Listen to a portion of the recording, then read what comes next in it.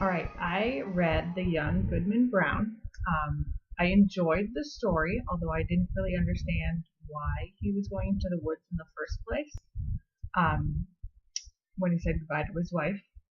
And so that part I didn't really understand. But once he was in the story and he started along his path with his traveler friend, I understood the story from there. He kept referencing the staff looking like a snake, and so I kind of expected that to come into play a little more, and I was very surprised that it didn't, other than when he threw it at the feet of Goody, and then her and the staff both vanished. I didn't really understand why that was in the story as well, or the significance of him getting a new staff and giving it to Goodman, and then him vanishing himself.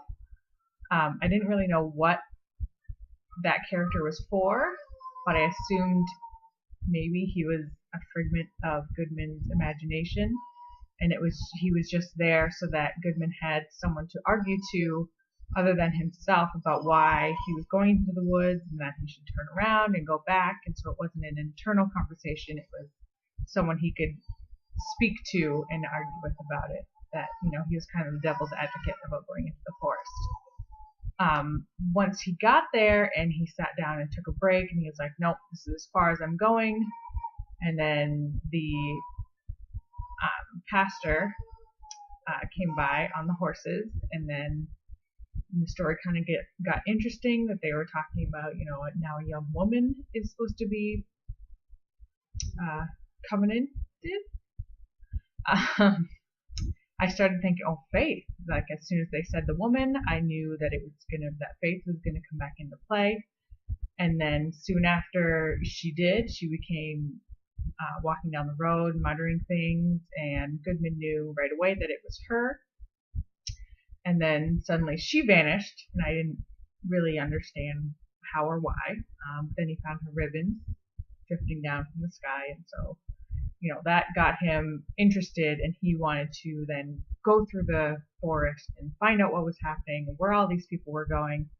And so we saw him take off, and he was just running down the path, and he wanted to get there and find out where Faith was. And then he walks into more than he can bargain for. It's an entire devil worship ceremony going on with all the people from the town, and fire, trees on fire, rocks on fire, and this spiritual being summoned.